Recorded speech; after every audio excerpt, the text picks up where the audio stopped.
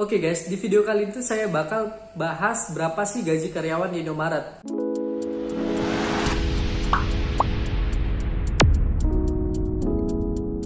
Di video kali ini saya bakal bahas gaji karyawan Indomaret yang masih baru untuk pramuniaga dan kasir.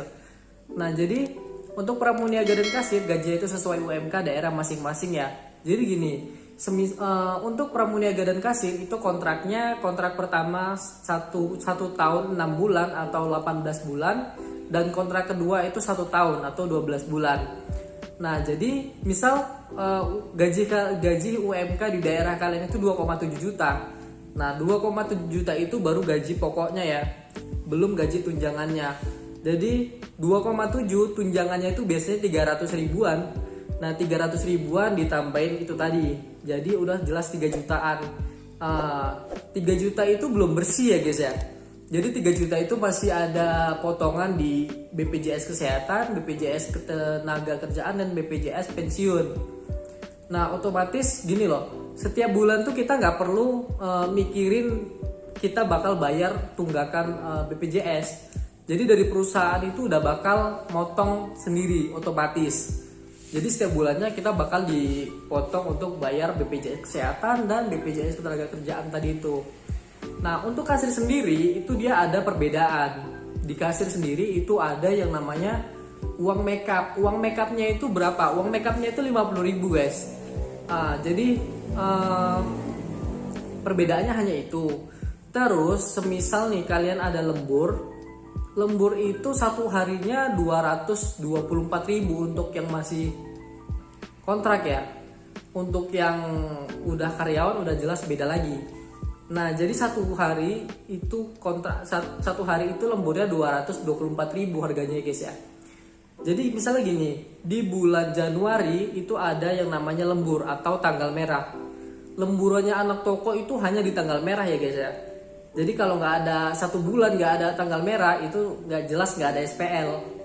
Jadi misalnya di Januari ada yang namanya lembur.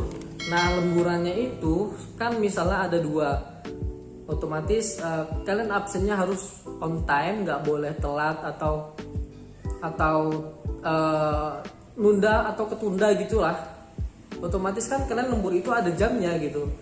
Kalau belum sesuai jamnya ya mungkin itu bakal dipermasalahkan atau mungkin kepotong gitu ya. Saya juga nggak paham.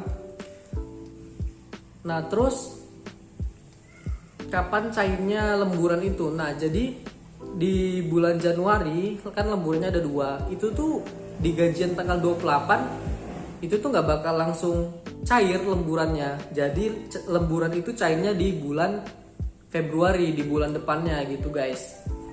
Nah, selanjutnya untuk penerimaan gaji karyawan Indomaret itu sekarang di BCA dan di Isaku. Untuk Isaku sendiri itu kita menerima 100.000 transferan dari Isaku. Untuk karyawan itu kita udah jelas harus memiliki yang namanya aplikasi Isaku. Aplikasi Isaku sendiri itu sekarang udah udah gantinya Indomaret Card gitu loh. Para konsumen juga udah banyak yang memakai Isaku karena di Isaku itu udah banyak kali promonya. Kalau mereka kan untuk belanja ya, kita untuk belanja juga, cuman kita setiap bulannya itu nerima gaji dari situ gitu loh. Untuk karyawan sendiri itu bakal nerima gaji 1-3 bulan itu biasanya kita masih terjaga ya, atau masih fresh. Maksudnya fresh sendiri itu tuh gini, kita masih terhindar dari yang namanya pembayaran denda barang hilang. Jadi 1-3 bulan untuk karyawan baru itu masih fresh banget dari training center gitu. Nah, setelah 3 bulan itu kita bakal semisal toko kalian ada yang namanya NKL-nya itu auditnya itu NKL atau barang hilang kalian tuh banyak gitu. Misalnya barang hilang kalian tuh 1 juta. Nah, toko kalian itu budget tokonya cuman buatlah 500.000. Jadi di 500.000 itu tadi kan sudah kepotong 500.000 dari budget toko kalian. Sementara barang hilang kalian itu totalnya 1 juta. Nah, dari 1 juta itu udah dipotong 500.000, selanjutnya kan sisa 500 itu dibagi ke seluruh personil. Nah, untuk hitung-hitungannya sendiri udah jelas, jabatan tertinggi itu yang paling tinggi potongannya. Untuk karyawan yang kasir dan pramuniaga itu kalau menurut saya kecil sih potongannya, tapi ya tetap aja. Yang namanya kerja, kalian kerja 1 bulan capek-capek, tapi di slip terakhir waktu kalian terima gaji tanggal 28, itu yang namanya ngelihat ada denda barang hilang, itu pasti kalian kan nggak enak gitu loh. Kalian capek-capek kerja tapi malah kayak gini hasilnya gitu. Nah, gimana supaya nggak terhindar? Oh, yang jelas untuk nggak terhindar itu ya kembali ke personil toko kalian. Ya, yang jelas ngelakuin pengawasan, cek barang dan lain-lain lah. Untuk barang-barang hilang itu juga macam-macam, bukan semata-mata cuman yang kayak makanan gitu. Jadi yang paling berbahaya menurut saya itu bagian PCE atau bagian makeup, bagian sabun-sabun cuci muka atau parfum-parfum. Soalnya itu 1 dikali 1 aja buat aja harganya udah 30.000. Nah, kalau semisal banyak udah jelas gitu loh. Nah, jadi kalau bisa ya kalian jangan sampai yang namanya kena NKL gitu. Amit-amit lah yang namanya kena NKL, tapi yang namanya kerja ya kalau menurut saya wajar lah, namanya juga gimana ya, namanya juga kerja, pasti ya kadang mungkin ada hilafnya gitu. Oh iya, jadi buat teman-teman sendiri yang baru masuk atau yang baru lolos dari training center, baru terjun ke toko, itu kalian kalau bisa ya benar-benar kerjanya, soalnya selama 3 bulan itu kalian bakal tetap ada penilaian dari kepala toko ataupun yang jelas tim toko lah, penilaian tadi. Nah, setelah penilaian itu nanti selama 3 bulan nanti kalian bakal diundang ke training center kembali untuk menyerahkan hasil kerja kalian selama 3 bulan. Otomatis kerja kalian selama 3 bulan itu kan dinilai. Nilainya itu juga paling ya jelas berpengaruh untuk kedepannya kalian gimana gitu. Otomatis kalau semisal kalian jelek kerjanya, bisa aja kepala toko itu merekomendasikan kalian supaya tidak dilanjut atau merekomendasikan kalian untuk dipindah tokonya gitu. Jadi ya selama 3 bulan itu yang namanya kalian evabul, nanti bakal dikumpulkan di training center kembali untuk dibawa nilai dan dilihat diserahkan ke HRD-nya gitu. Nah, ini ada juga sedikit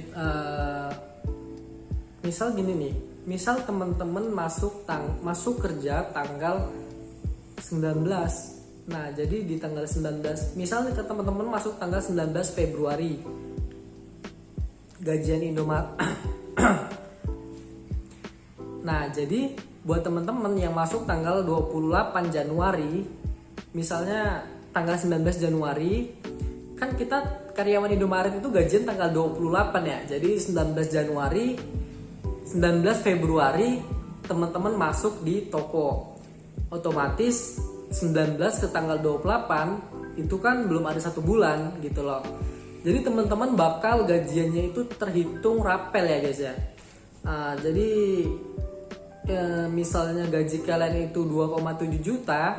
Nah, nanti 1 bulan itu tadi dari tanggal 19 ke tanggal 28 itu bakal diakumulasikan.